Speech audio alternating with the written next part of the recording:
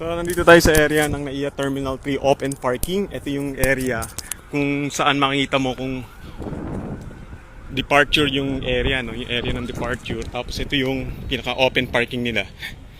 Dito nagpark kanina yung mga sasakyan na to na susundo ng kanilang mga pasahero na galing na NAIA Terminal 3. So, bigla na lang nagkaroon ng apoy at labing siyam, yung sinasabing nasunog, natupok na sasakyan.